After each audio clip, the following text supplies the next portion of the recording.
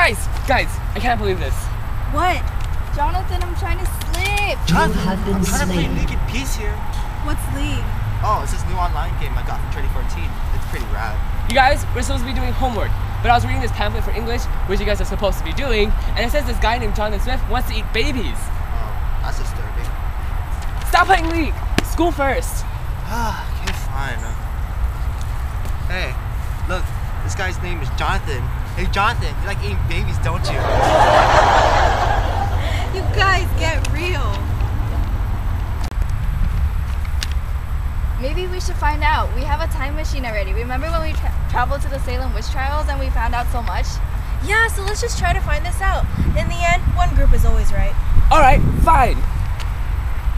So, can I go back to playing League now? No! We're gonna prove this once and for all if Jonathan Swift really wants to eat babies.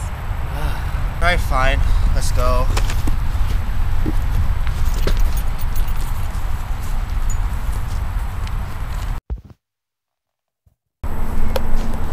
What's going on, you guys? It won't let me go back to that time. It's only letting me go back to 1820. What? Sabrina, that's the wrong time! Oh my god, guys, what are we gonna do?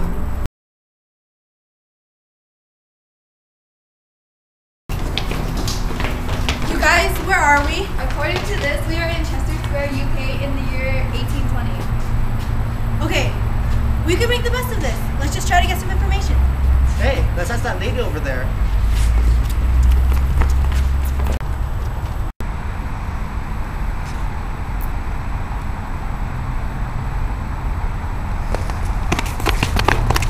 Hi, can we ask you a few questions? We time traveled here. Well, this is a lot to handle, but I'm Mary Shelley, the author of Frankenstein. You wrote Frankenstein? Wait, I love that book. Wait, Frankenstein. So that means you're from the Romantic period, right? Yes, of course. Oh, can you tell us some facts about the Romantic period? All our writings are based on creativity, free will, and imagination. Like in my book, Frankenstein, he is unable to love that when he is abandoned by his creator, he felt the human emotions of anger and bitterness. The reason why I love that book? Thank you so much. There are so many authors like me as well, like Jane Austen, who wrote Pride and Prejudice, which is a love story. Sadly, she passed away a year before my book was published. I've heard of it, but I don't know what it is about. How was it influenced by this time period? Well, the book is all about breaking female restrictions within the social class, which is highly motivated by the theme of free will. Thank you so much for explaining. Are there any other authors in this time period? Oh gosh, let's go to the local library and borrow some books of theirs. I'll explain later. That's true. There's so many like my wonderful friends, Lord Byron, Samuel Taylor Coleridge, and the Bronte sisters. All of their writings are expressed through their imagination and freedom, which is something our period is all about. Oh, I see. I read some of William Wordsworth's poems before. They are mostly about nature, morality, memory, humanity, and religion. Wordsworth's use of nature gives him hope because he believes that natural beauties are one of the most wonderful things in life. Hey, I know about Samuel Taylor Coleridge, and I know that he helped Wordsworth with his writing style. Coleridge focused on the idea of childhood and innocence, nature as well, and dreams, sleep, or anything related to imagination. He was more based on creativity and the purity of individuals, which made his poems one of a kind. Lord Byron? Wait. I did a report on him a while ago. All I remember was that the most of his poems expressed the folly of love, since he was also said to be an unstable lover. In his poem, she said she walks in beauty, which is like right here, which is also one of the most favorite poems. He expressed the kind of love that he desired was unattainable and unable to be reached. I also did a report on Charlotte Bronte last year. I know for a fact that this book, Jane Eyre, was based on social class, love, autonomy, religion, and gender relations. It was a gothic novel, a romance novel, and a Bildungsroman novel all in one. I don't know much about the other sisters, however, other than the fact that their names were Annie Bronte and Emily Bronte. Ah, yes, and there are writers including my husband, Percy Shelley, and John Keats and William Blake. William Blake is also an artist. My husband wrote an outstanding book called Queen Mab. John Keats wrote about the beautiful nature in his poem To Autumn, and William Blake's poem mainly expressed sexuality, innocence, and experience, and also religion. The perks of being an AP English, man. I know so much stuff. Yes, ironically, our period comes right after the neoclassical period, which is focused on logic, tongue-in-cheek, and satires. So, wait, all of the authors over there are party poopers, basically? Basically, but all their writings have meaning, of course. What other authors are there, and how do they connect with the period? Well, most of the authors are poets, like Alexander Pope, Samuel Johnson, and John Dryden. They all contribute to the time period, especially Alexander Pope, since his piece, Rape of the Lock, describes supernatural abilities and how ridiculous it is.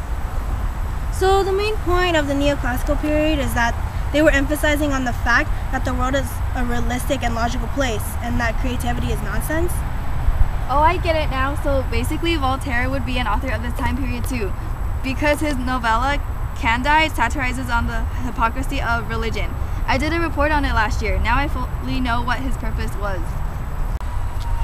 Oh, would another author be Daniel Defoe, since he wrote the novel Robinson Crusoe, and it focuses on the realistic views on oneself and the self-awareness that all individuals must have. In Samuel Johnson's book called The History of the Rascallas, focus on finding true happiness and the pros and cons of knowledge. The book describes the true meaning of life and how there are many realistic things that affect our lives and how we live them. I love that book. He captures the true reality in individuals' lives and emphasizes the fact that everyone is necessary in finding the happiness that person is looking for. John Dryden wrote a poem called Max Flecknoe, and it was a mock heroic satire in which he was making a mockery of another poet named Thomas Shadwell. I think it was a satire. Yeah, I'm pretty sure. Do you know who Jonathan Swift is by any chance? Oh yes, I love him, but he died years before I was even born. I've studied his work, and my favorite piece about him is A Modest Proposal. It's hilarious. Hilarious. He wanted to eat babies. How is that funny? That's child abuse right there. Oh no. He didn't literally eat babies. It's a satire. He even states it. He doesn't mean any of it. He states it in the back of the end of the pamphlet. Did you even read the rest of the pamphlet? No. Really now?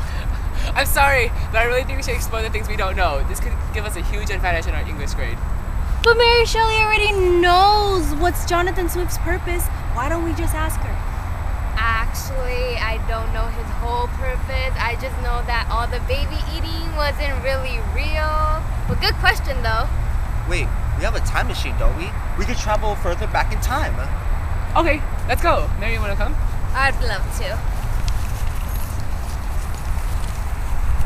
Wait. I like this book. Keeping these. I like this book. Oh wait, wrong way!